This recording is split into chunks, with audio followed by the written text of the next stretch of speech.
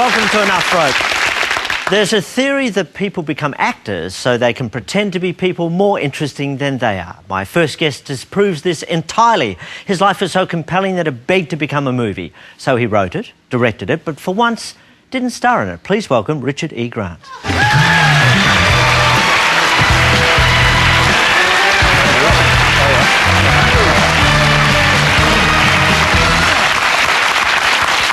You are, I believe, our first ever guest from Swaziland. Yeah. And for those that don't know, I'm going to have to get you to do a little... If I give you this pen... Right. Could you point out Swaziland on the map of Africa for us? It's over here. It's between South Africa and Mozambique. OK. Could you circle it? Because I'm going to take this away as homework later. OK. All right. So now we've got a mental picture of where Richard grew up. Yeah. Excellent. What was it like to grow up Swazi? Mental. No, it was the last gasp of empire, really, and it was the penultimate country prior to what was then Rhodesia to become independent. So there was this last-minute sort of panic for the expats because they knew that they were on historical quicksand and their sell-by date had come. So I think people trying to hold on to this way of life and status that they had was a source of great comedy and also tragedy in some cases. The film Wawa, and congratulations, your first feature film that you've written and directed. Oh, thank you. A mighty labour. You've described it as the greatest journey of your life. You've acted in dozens of films. Had anything prepared you for what was required to direct? Nothing prepared me for the shenanigans that go on the production side. And I had a French producer whose name I can't even speak because I'm so splenetic with rage about it.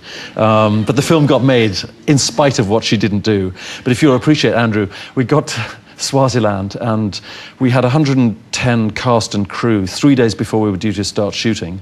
And I was red carpeted by the Swazi minister in a government department saying, you have no right to film in the country, you're illegally here, you don't have police certificates or medical clearances, so you all have to leave. So I then begged an audience with the king, which you can do in Swaziland, and he then granted us clemency to allow us to start shooting whilst these things were processed. But I don't know if you can imagine arriving at the 120 foreign nationals at Sydney Airport and saying, well, we're going to be shooting in Bondi Beach for 7 weeks, but we've got no papers. I don't think you'd get, two steps ahead of yourself. So very few films where you have to seek clemency from the king before you can even start. No.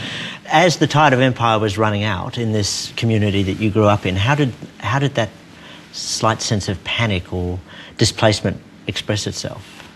Well, the expats put on an amateur production of a play to try and impress Princess Margaret, who was coming out for independence in the story. So that was going on the one side. And what happened domestically for me, which is what I've written about, is that at the very moment when independence was coming, and so essentially meant because my father was a director of education for the country under the English administration at that point, my mother very publicly cuckolded him, which is the opening scene of the film, because I woke up when I was 10 years old and inadvertently saw her bonking my father's best friend on the front seat of the car, which I can laugh about now because I'm mentally, fixed up. What did that do to your world at that time? I think what it did is it was the moment I started keeping a diary, and I've kept a diary ever since, because it was such a poisonous secret to have to deal with as a child that I couldn't tell my parents about it, obviously. I couldn't tell my friends. And so in writing a diary, it was a way of trying to deal with the world. And so I think it really effectively divided my view of things, that I felt like it was an insider and an outsider at the same time, and that has sort of basically persisted, and especially since I went to live in England. So it gives you the sort of third eye on things, I think, and I think helps you in the way that you write or observe things. You just become acutely aware of that. To escape the stresses of your childhood and the dislocated nature of it, you had a puppet show, a whole puppet theatre. Yeah. What role did that play in your life? Well, I started off with shoebox theatre and, made things on lollipop sticks with cut-out figures, and then went to glove puppets and string puppets and stuff, and was mercilessly teased by people for playing with dolls until they found out how much money I earned from doing these shows in my parents' garage. So, paid for my record and book collection when, records were still a currency at that time. And I think that what it provided very clearly was a parallel escape from what was actually going on in my domestic situation. So becoming an actor and escaping into that was a way out, really. And I think that being in plays and doing stuff at school like that, and wanting to go to drama school, I think my parents hoped that it would be like pimples. It would be a phase that I would go through, and session with Raquel Welch in 1000 years BC. It would be something that would just pass by. Yes. But it's stuck, and I've ended up having my career out of that. Well, it wasn't just Raquel Welch. You were starstruck with Barbra Streisand. You wrote to her when you were 14. I was indeed. You've done your research, and I know that you're born on the 4th of May 1960, a day before me in 1957. I googled you. It's a little bit weird, Richard. No, but to come back to your serious question, because Barbara was saying to me about you that... Absolutely. As you do. Yes. So you wrote to Barbara?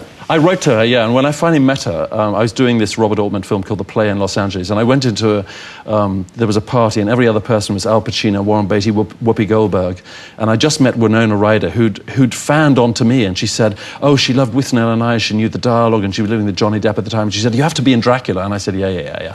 But that, I didn't really take on board that she was doing sort of fan worship talk to me, and then I saw Barbra Streisand, and I begged the hostess, I said, please can you introduce me to Barbra Streisand? And so the first thing she said to me, she's slightly cross-eyed, and she said, are you stoned? And I came out with some really, really cheesy, I said, no, I'm just absolutely thrilled to meet you, and all this stuff. So I spoke to her for 22 minutes, and I said that I told her that I'd written her this letter when I was 14 saying, dear Barbara, I know that you're having a bad time with Ryan O'Neill. We have a lovely house in Swaziland. Nobody will know who you are. Nobody will know who you are. Come out here and come and stay with us. And she said, I never got it. So I said, well, the offer's still there. So anyway, she didn't take me up on it. You've actually, your mother, through the making of Wah-Wah, you had a rapprochement with your mother, who you really hadn't had much to do with for the previous three and a half decades. Well, we've been pretty estranged for, 35 years, because since I'd seen what I saw on the backseat of the car, and once she had left, she came at 6 o'clock in the morning, which Miranda Richardson plays absolutely brilliantly without any sentimentality whatsoever, and said, you warned, I think to see yourself Ankles for Earrings, played by Miranda Richardson in the opening of a film with 2,000 people present for the first time, she should be warned about that. Because it's not a sympathetic portrait.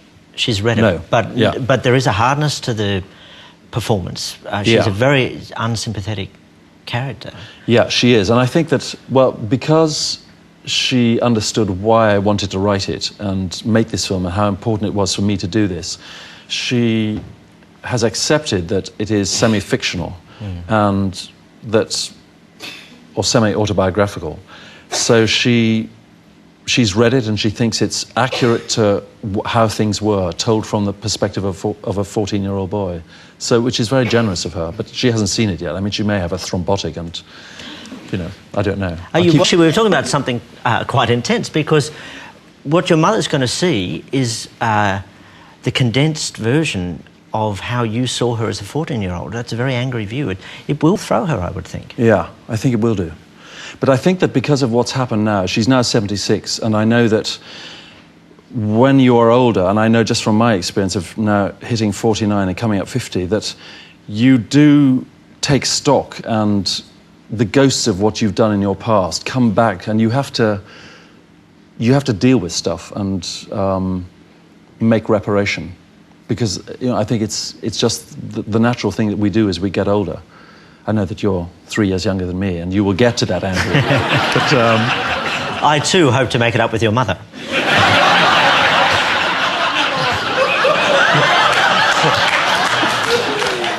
in what way? When I'm your age, I'll let you know. Okay.